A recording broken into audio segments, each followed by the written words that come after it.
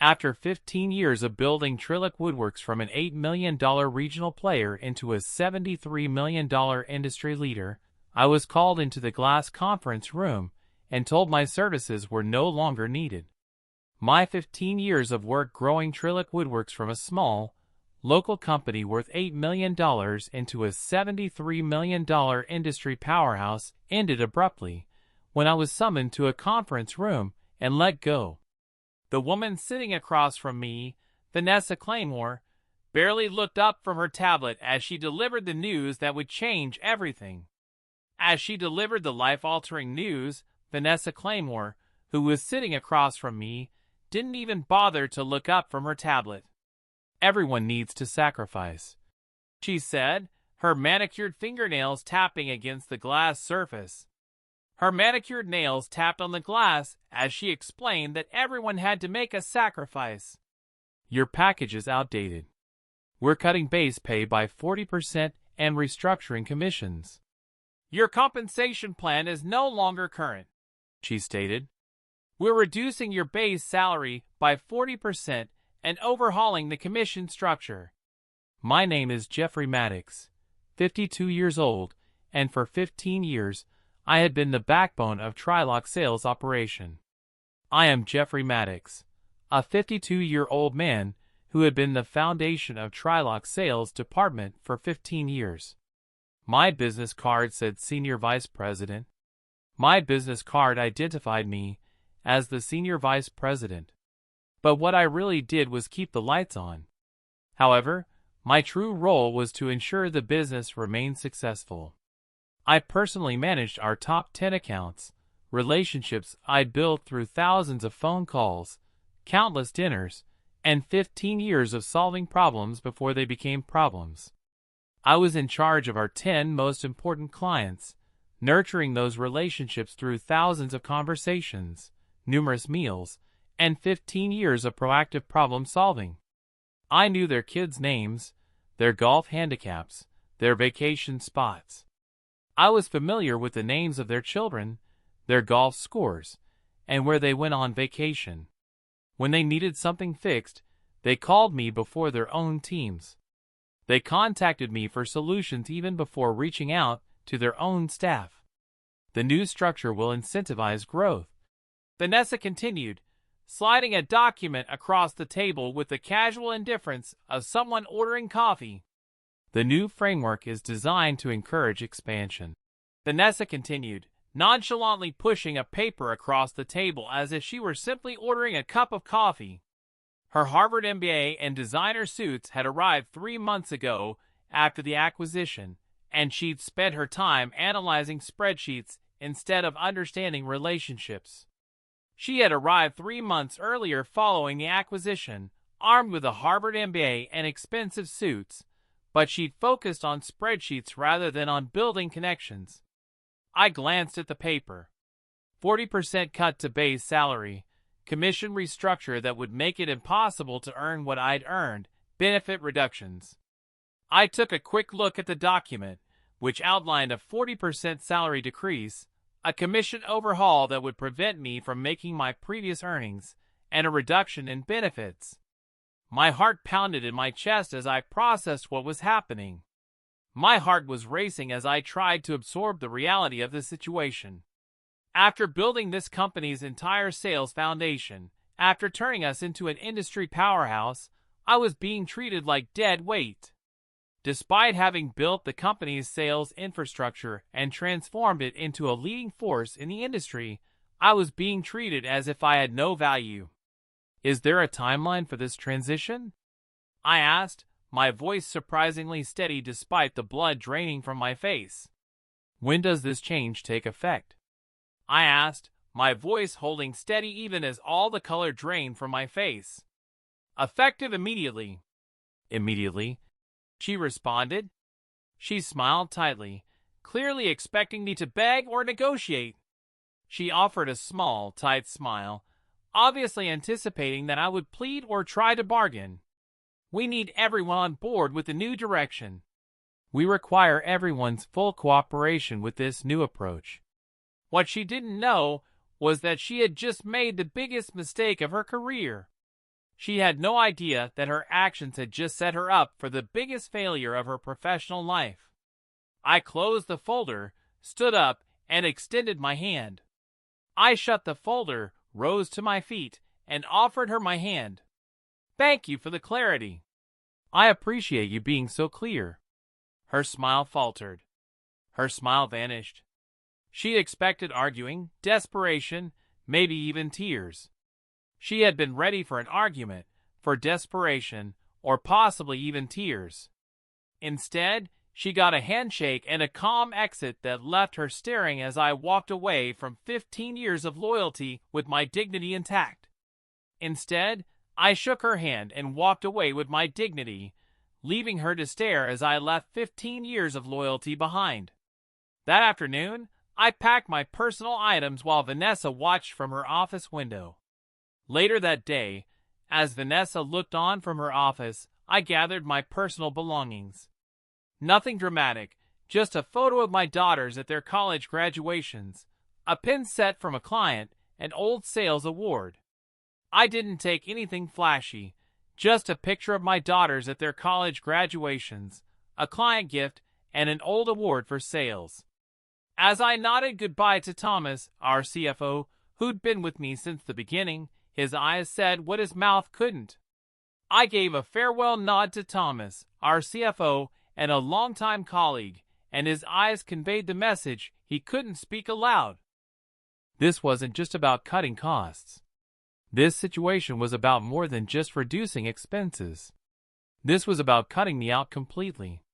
It was about removing me entirely. However, they had overlooked one crucial detail. Yet, they had failed to consider one critical fact. In 15 years of building relationships, I hadn't just been selling products. Over the course of 15 years, my focus wasn't only on selling products. I'd been building trust. I had also been cultivating trust. My father ran a small cabinet shop in Dallas and taught me everything about wood, joinery, and finishes before I was 16. My dad, who owned a small cabinet shop in Dallas, had taught me everything there was to know about wood joints and finishes before I turned 16. When I joined Trilock in 2010, something clicked. Something just felt right when I started at Trilock in 2010. I understood the products because I'd grown up around them. I had an innate understanding of the products because I had been exposed to them my whole life. I could talk technical details with architects and pricing with purchasing managers in the same meeting. I was able to discuss intricate technical specifications with architects and pricing with purchasing managers all in the same conversation. The original owner, Oliver Wainwright, recognized what I brought to the table. Oliver Wainwright, the founder, saw the unique value I offered. "You're not just selling product," he'd say. "You aren't simply selling products," he would say. "You're selling trust. You're selling trust." He gave me room to build my department my way. He allowed me the freedom to build my department according to my own vision. And I hired young, hungry reps who learned what Oliver taught me. I then hired ambitious young representatives and taught them Oliver's philosophy. Relationships matter more than transactions. The focus should be on building connections, not just on closing deals. By the time Oliver sold to Driftmore Labs last year, my team was pushing $73 million in annual sales, with my personal accounts representing over $12 million of that. Last year, when Oliver sold the company to Driftmore Labs, my team's yearly sales were approaching $73 million, and my personal clients accounted for more than $12 million of that total. I'd navigated acquisitions before, but the warning signs started when they began replacing the executive team with outsiders who didn't understand our industry. I had experience with acquisitions, but the first red flags appeared when they started replacing the management with people from outside the industry. Then came Vanessa with her presentations about operational efficiency and resource optimization. Vanessa then showed up, giving presentations on things like making operations more efficient and optimizing resources. Small changes first, tightened travel budgets, restricted entertainment accounts, reduced meeting frequency. The initial changes were minor. Travel budgets were tightened, entertainment accounts were restricted, and meetings were held less often. But when she started scheduling calls with my key accounts without including me, when she questioned discounts that had kept clients loyal through multiple price increases, I knew what was coming, just not how completely she would underestimate what she was unleashing. However, when she began arranging calls with my most important clients without me, and when she started challenging the discounts that had kept them loyal through several price increases, I knew what was about to happen. I just didn't realize how much she was underestimating the consequences. That evening, my phone buzzed with a text from Frank Donnelly, purchasing director at Weston Commercial, our largest account. That night, my phone vibrated with a text message from Frank Donnelly, the purchasing director at Weston Commercial, which was our biggest client. Heard rumors about big changes at Trilock. I've heard talk about major changes at Trilock. Everything okay? Is everything all right? Call me. Give me a call. Frank and I had worked together for 12 years. Frank and I had a working relationship that spanned 12 years. I'd helped him through 2 company restructures, a divorce, and his son's college applications. I had supported him through 2 company restructures, his divorce, and his son's college application process. We weren't just business associates. We were more than just professional contacts. We'd become friends. We had become friends. I poured 2 fingers of bourbon and called him. I poured myself a drink of bourbon and dialed his number. Jeffrey, he answered immediately. He picked up right away and said, Jeffrey, what the hell is going on over there? What in the world is happening over there? I got a call from some woman saying she's taking over our account. Some woman just called me and said she's taking over our account. That would be Vanessa Claymore, our new sales director, I replied, keeping my voice neutral. That would be Vanessa Claymore, our new director of sales, I replied, maintaining a calm tone. Well, she started talking about reviewing our pricing structure and implementing some new vendor management system. She started talking about reviewing our current pricing and putting some new vendor management system in place. Frank's voice tightened. Frank's tone became tense. We have a contract and processes that work. We have an agreement and procedures that function well. I don't need someone telling me how to manage my suppliers. I don't need someone telling me how to handle my suppliers. I took a slow sip, letting the silence stretch. I took a slow drink of my bourbon, allowing the silence to continue. Frank lowered his voice. Frank lowered his voice and said, Jeffrey, are you staying? Are you staying with the company? Because if you're not, we need to talk. Because if you're leaving, we have to talk. In that moment, everything crystallized. At that moment, everything became clear. My value wasn't in my title or sales numbers. My worth wasn't tied to my job title or my sales figures. It was in 15 years of trust, 15 years of solving problems instead of creating them. It was in the 15 years I spent building trust and solving problems rather than causing them. 15 years of relationships that could walk out the door with me. It was in the relationships I had nurtured for 15 years, which could leave the company right along with me. I'm considering my options, I said carefully. I'm currently looking at my options, I said cautiously.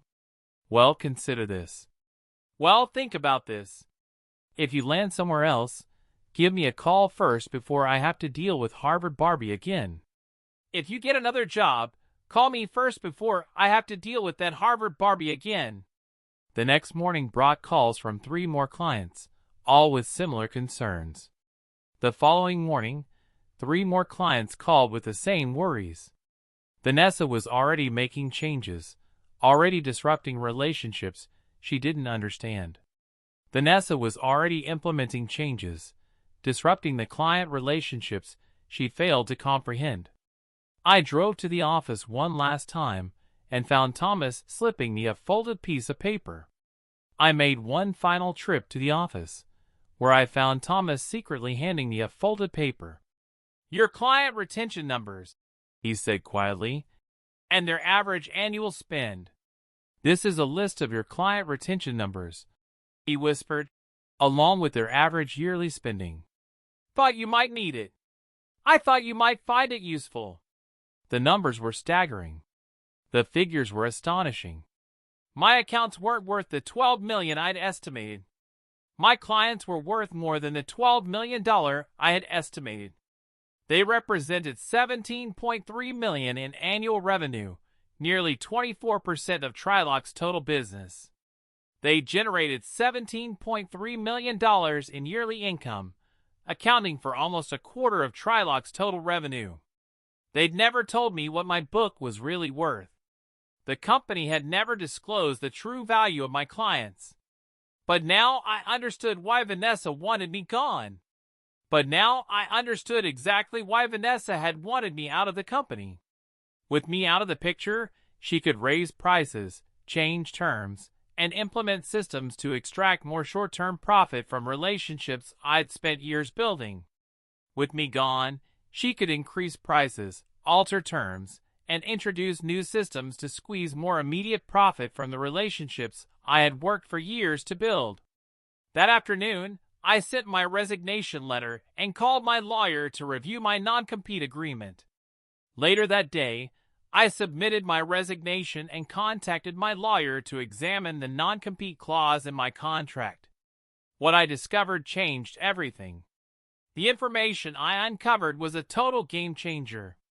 It applied to products, not clients. The agreement covered products, not clients. I couldn't sell competitive millwork for 6 months, but nothing prevented me from maintaining my relationships or selling other construction supplies. I was prohibited from selling competing millwork for 6 months, but I was free to maintain my relationships and sell other types of construction materials. Then I made the call that would seal Vanessa's fate. Then I made the phone call that would determine Vanessa's future. Daniel Harrison at Pinnacle Supply Group had mentioned at an industry conference that they wanted to expand their commercial millwork division. At an industry conference, Daniel Harrison from Pinnacle Supply Group had mentioned their desire to expand their commercial millwork section. When I called, his response was immediate. He answered my call right away. "We want your expertise, Jeffrey." "We need your expertise, Jeffrey. You know what works in this industry. You understand what's successful in this industry. We don't need to reinvent the wheel. There's no need for us to start from scratch." The role was perfect. The position was an ideal fit. Senior Vice President of Business Development with full autonomy to build my own division. I would be the Senior Vice President of Business Development with the complete freedom to build my own department. When I called Vanessa to discuss my transition, her response revealed just how little she understood what she'd done. I called Vanessa to discuss the transition, and her reply made it clear just how little she grasped the gravity of her actions. "That won't be necessary," she said coolly. "That won't be necessary," she said in a cold tone. "We've already been in touch with your clients.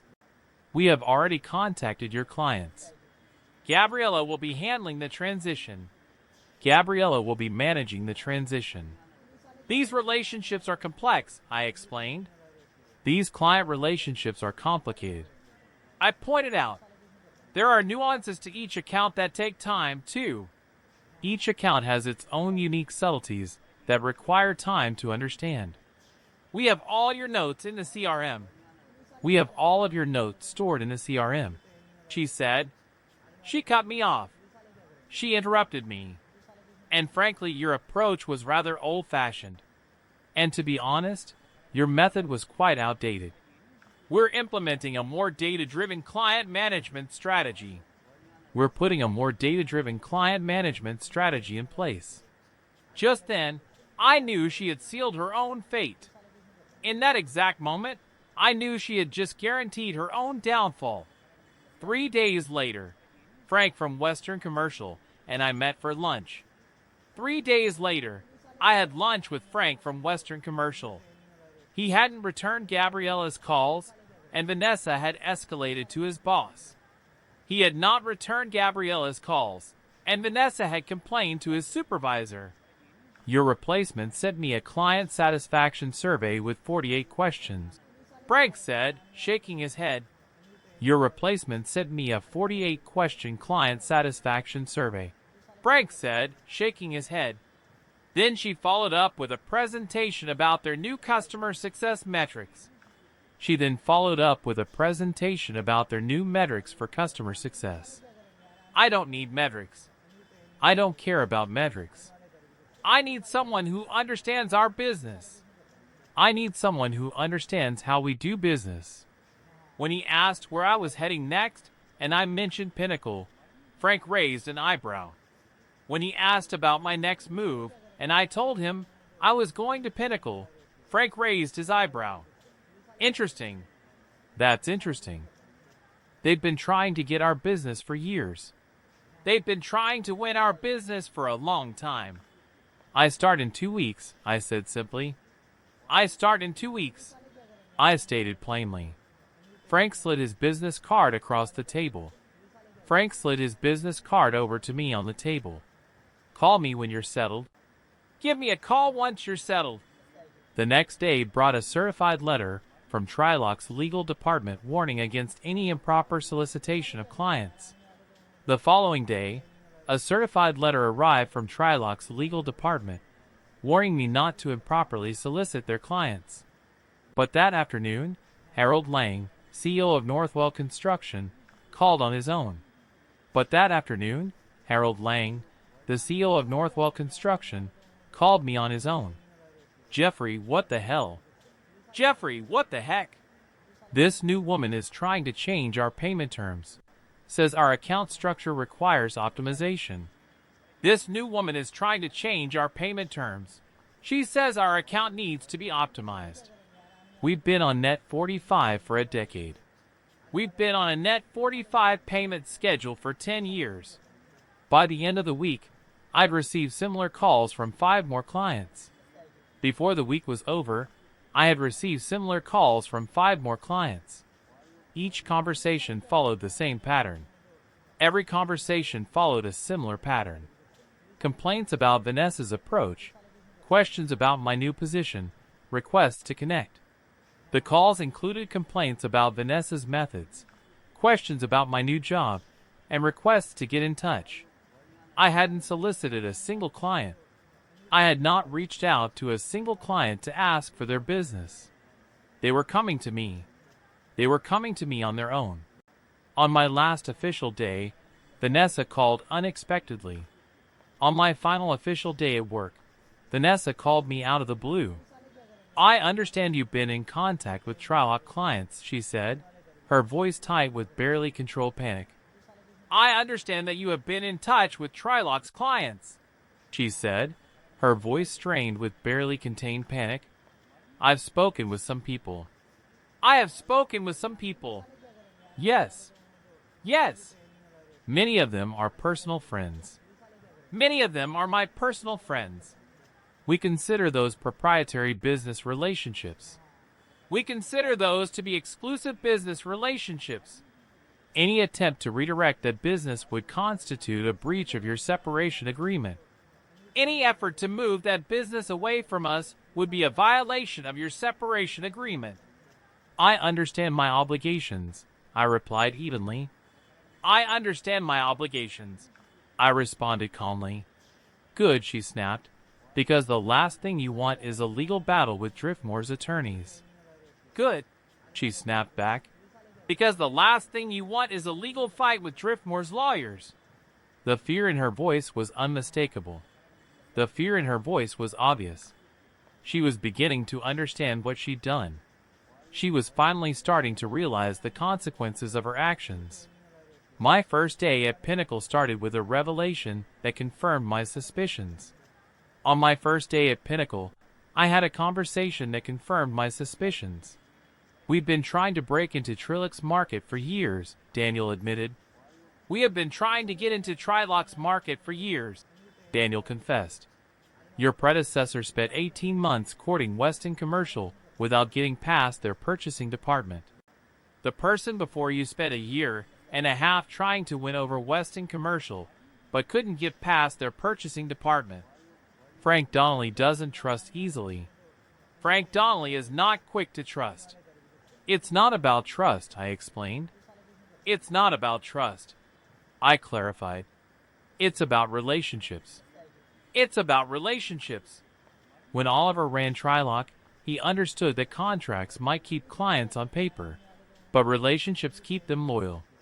When Oliver was in charge of Trilock, he understood that contracts can hold onto clients on paper, but only relationships ensure their loyalty. Daniel leaned forward. Daniel leaned in. And the new management doesn't get that. And the new management doesn't seem to understand that. The new management sees relationships as inefficient. The new management views relationships as a waste of time. Vanessa wants automated systems, not phone calls. Vanessa prefers automated systems over personal phone calls. Before I could elaborate, my assistant interrupted. My assistant cut me off before I could say more. Thomas from Trilock wanted to meet urgently. Thomas from Trilock wants to meet with you immediately. We met at a quiet bar downtown. We met at a calm, quiet bar downtown. Thomas looked nervous, glancing over his shoulder as he pushed a folder across the table. Thomas appeared anxious, looking over his shoulder as he slid a folder across the table toward me. The board meeting was yesterday, he said.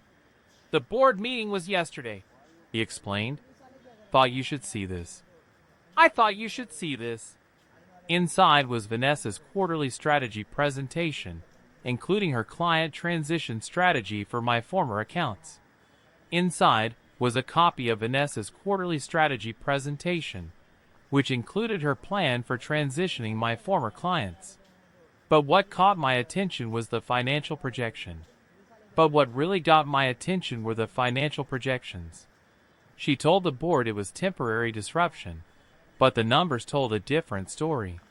She had told the board that the sales dip was temporary, but the figures suggested otherwise. She's implementing price increases across all legacy accounts next month. She is putting price increases into effect for all the long-standing accounts next month. Thomas continued, the board approved it based on her analysis that we've been underpricing the market for years now. The board approved it, Thomas continued, based on her conclusion that we've been charging too little for years. I understood completely. I finally understood everything. Vanessa hadn't just wanted me gone to save on compensation. Vanessa hadn't just wanted me gone to reduce my salary. She'd seen my client relationships as barriers to her aggressive revenue strategy. She had viewed my relationships with clients as obstacles to her plan for aggressive revenue growth. There's something else, Thomas added, his voice dropping. There's one more thing, Thomas said, lowering his voice. They've been auditing your expense reports going back 3 years, looking for irregularities. They've been looking through your expense reports from the last 3 years, trying to find any discrepancies. They won't find any, but they're building a narrative. They won't find anything, but they're creating a story. If clients start leaving, they need someone to blame. If clients start to leave, they'll need someone to blame. As Thomas left, he hesitated. As Thomas started to leave, he paused. I'm updating my resume. I'm updating my resume. Just thought you should know.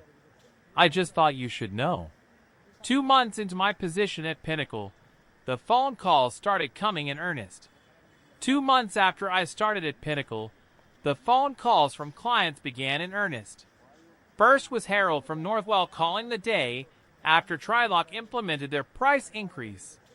The first was from Harold at Northwell, who called the day after Trilock raised their prices. That's a 14% hike with no warning. That's a 14% increase with no warning. He fumed. He was furious. Can Pinnacle match our original pricing? Can Pinnacle match our previous price? We could, and we did, while adding value-added services Trilock had never offered. We could, and we did, while also providing extra services that Trilock had never offered. Then came Westerly Developers, followed by Regional Builders, then Austin Modern Construction. Then calls came from Westerly Developers, followed by Regional Builders, and then Austin Modern Construction. Each had similar complaints. Each of them had the same complaints: unexpected price increases, rigid new policies, impersonal service from Gabriella and her team. Their issues included sudden price hikes, inflexible new rules, and impersonal service from Gabriella and her team. By the end of my second month, 4 of my former top 10 accounts had moved their business to Pinnacle. By the end of my second month, 4 of my former top 10 clients had switched their business to Pinnacle.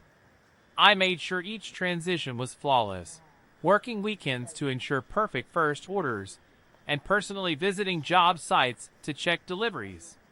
I worked weekends to ensure every first order was perfect and personally visited job sites to verify deliveries, making each transition seamless. That's when the panicked phone calls began. That's when I started getting panicked phone calls from Trilock. Vanessa called, demanding to meet at a coffee shop. Vanessa called and insisted on meeting at a coffee shop. She arrived early, already nursing a latte when I walked in, her usual confidence replaced with thinly veiled panic. When I arrived, she was already there, sipping a latte, her usual self-assurance replaced by thinly disguised panic. "This has to stop," she said without preamble. "This has to end," she said, getting straight to the point. "What exactly? What exactly are you referring to?" "You know what? You know what I'm talking about. Poaching our clients. You're stealing our clients." I stirred my coffee calmly. I calmly stirred my coffee. I haven't solicited a single Trilock client. I have not reached out to a single Trilock client. "For major accounts have left us in 8 weeks," she snapped, then caught herself. 4 of our most important clients have left us in the last 8 weeks. She snapped, then quickly controlled herself. "All of them mentioned you by name." "Every single one of them mentioned you by name." "Clients make their own decisions." "Clients are free to make their own decisions." She leaned forward. She leaned forward. Desperation creeping into her voice. Desperation was now audible in her voice.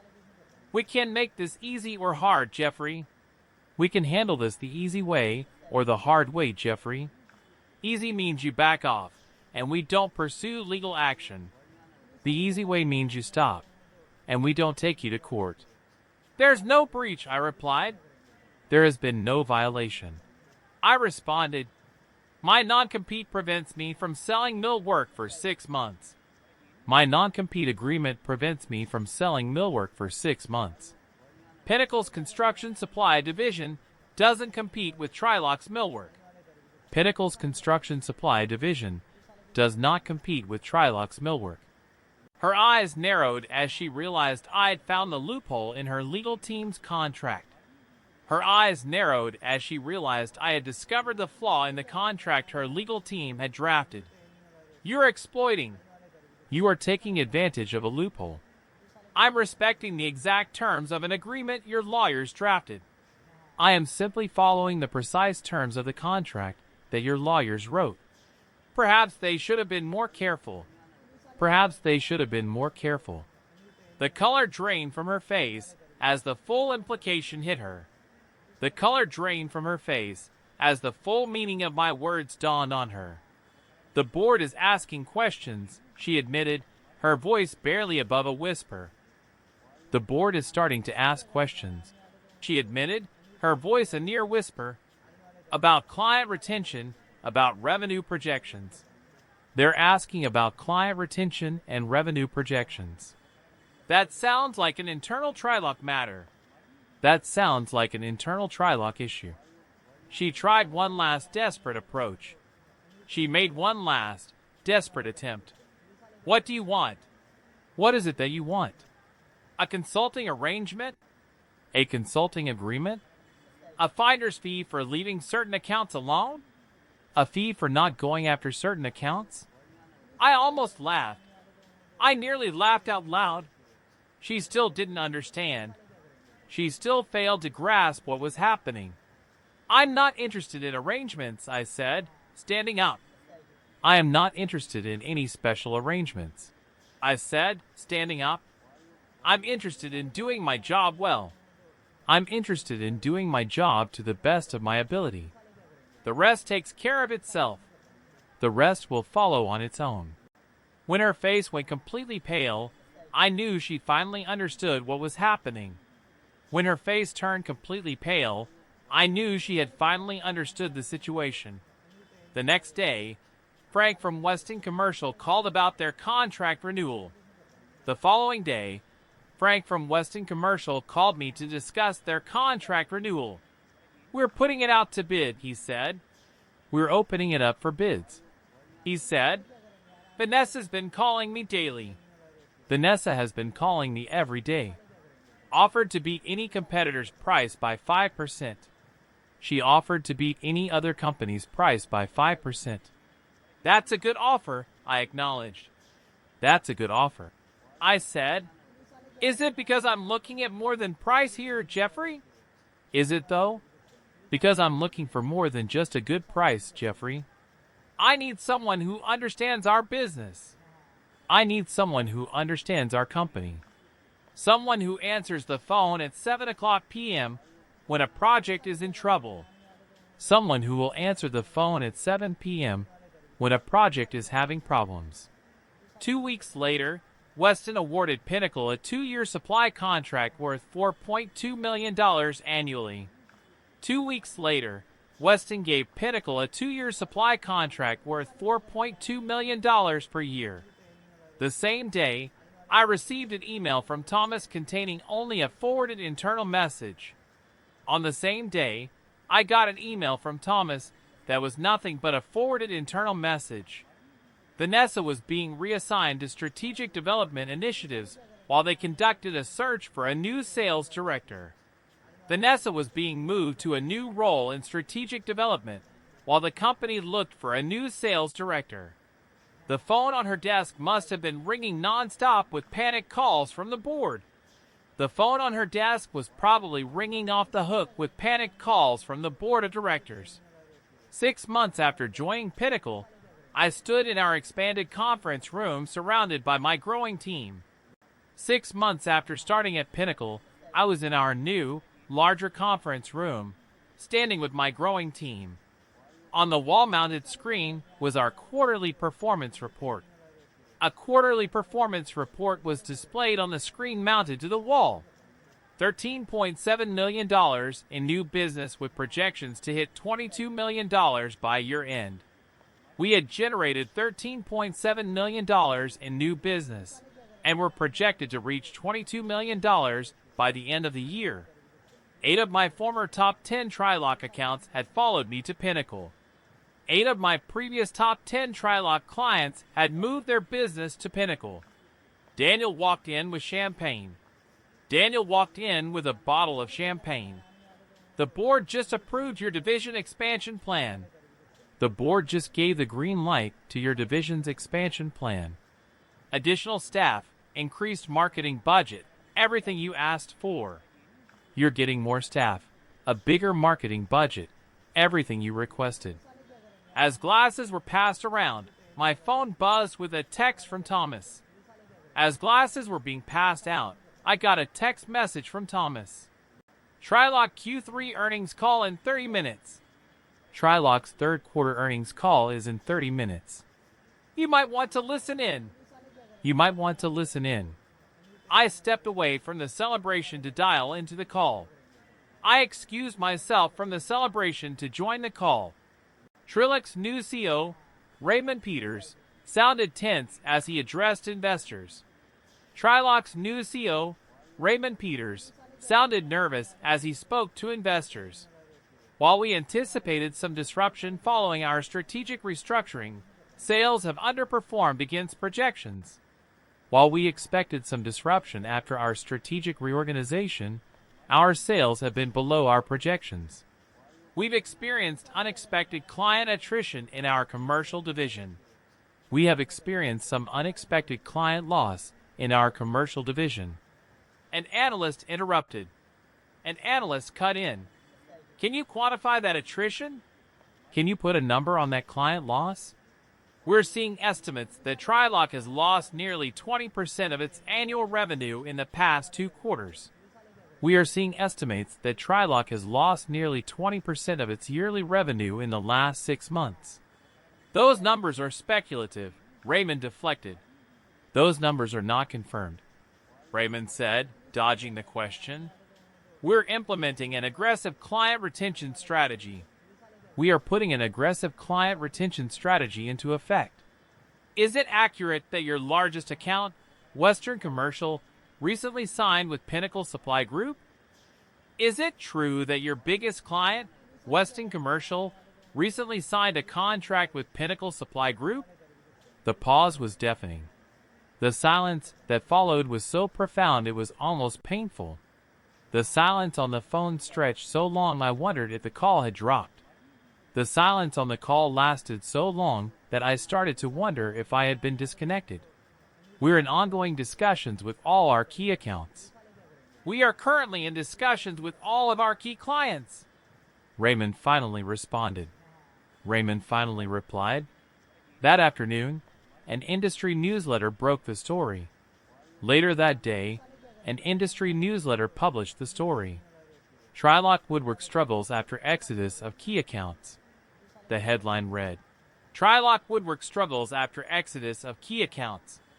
The article specifically mentioned my move to Pinnacle and the subsequent client migration, quoting an anonymous Trilock employee stating that the company had fundamentally misunderstood the value of its senior sales leadership. The article specifically cited my move to Pinnacle and the resulting client migration, quoting an anonymous Trilock employee who said the company had completely failed to understand the importance of its senior sales leadership. I received an email from Gabriella with the subject line, Any openings at Pinnacle? I received an email from Gabriella with the subject line, Are there any available positions at Pinnacle? The irony was perfect. The irony of the situation was absolute. A year to the day after Vanessa told me my package was outdated, I sat in my corner office reviewing our annual numbers. My division had generated $26.3 million in revenue, exceeding even my ambitious projections. Exactly 1 year after Vanessa had told me my compensation was old-fashioned, I sat in my corner office looking at our annual figures, which showed that my division had brought in $26.3 million, more than I had even optimistically projected. My team had grown from 2 sales representatives to 11 with dedicated client support staff. My team had expanded from 2 sales reps to 11, with their own dedicated client support staff. We'd moved to a larger floor, and Daniel had hinted at a board position opening up. We had moved to a bigger floor, and Daniel had hinted that a position on the board of directors might soon be available. My assistant buzzed, There's a Vanessa Claymore here to see you. My assistant buzzed me, saying, A Vanessa Claymore is here to see you. No appointment. She doesn't have an appointment. I paused, then nodded. I paused for a moment, then nodded. Send her in. Send her in. Vanessa looked different, less polished, more tired. Vanessa looked different. She seemed less put together and more exhausted. Her designer suit had been replaced by something off the rack, and the confidence that had once filled every room was completely gone. Her expensive suit had been replaced by a less expensive one, and the self-assuredness she once carried was completely absent. Thank you for seeing me, she said, remaining standing even after I gestured to a chair. Thank you for agreeing to see me, she said, staying on her feet even after I motioned for her to sit down. What can I do for you? How can I help you? I'm with Hamilton Group now, she explained. I am now working for Hamilton Group, she explained. Business consulting. It's a business consulting firm. I was hoping to get your perspective on Pinnacle's approach to client retention for a case study I'm developing. I was hoping you could give me some insight into Pinnacle's approach to keeping clients for a case study I am working on. The audacity was breathtaking, but I could see the desperation in her eyes. Her nerve was stunning, but I could also see the despair in her eyes. I think you already know my approach. I believe you already know my approach. She nodded stiffly. She gave a stiff nod. I made a miscalculation at Trilock. I made a mistake at Trilock. The market is talking about how you took down a company without saying a word. People in the industry are talking about how you brought down a company without saying a word. That's a powerful reputation. That's a powerful reputation to have. Vanessa hadn't come for a case study. Vanessa hadn't come to gather information for a case study. She'd come for absolution or perhaps reconciliation, hoping I might throw her a lifeline in her new consulting venture. She had come seeking forgiveness or perhaps a way to make amends, hoping I would help her with her new consulting business. I wasn't offering either. I wasn't going to give her either. After a moment of awkward silence, she placed her business card on my desk. After a moment of uncomfortable silence, she placed her business card on my desk. If you ever want to discuss industry trends, I appreciate the offer, I said, standing up, but I'm fully booked these days. I appreciate the offer, I said, standing up, but my schedule is completely full right now. After she left, I glanced at the card, then dropped it in the shredder. After she walked out, I looked at her card and then put it in the shredder. That evening, I drove to my daughter's new house for dinner. That night, I drove to my daughter's new home for dinner. She'd just been promoted to senior architect at her firm. She had recently been promoted to a senior architect position at her company. "How's work, Dad?" she asked as we sat on her patio. "How is work, Dad?" she asked as we sat on her back patio. "Good," I replied simply. "Good," I answered simply. "Building something that'll last. I'm building something that will endure." And I was, not with wood this time, but with the same principles that had guided my entire career. And I was, but this time I wasn't working with wood. I was working with the same principles that had guided my entire career. Do the work. I was doing the work. Keep your promises.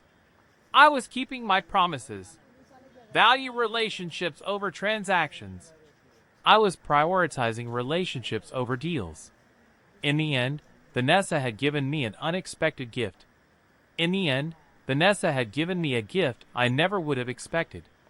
She'd forced me to prove to myself and everyone watching exactly what 15 years of trust was really worth. She had forced me to show everyone, including myself, the true value of 15 years of building trust. Sometimes, the best revenge is simply being excellent at what you. The best revenge is often simply being excellent at what you do.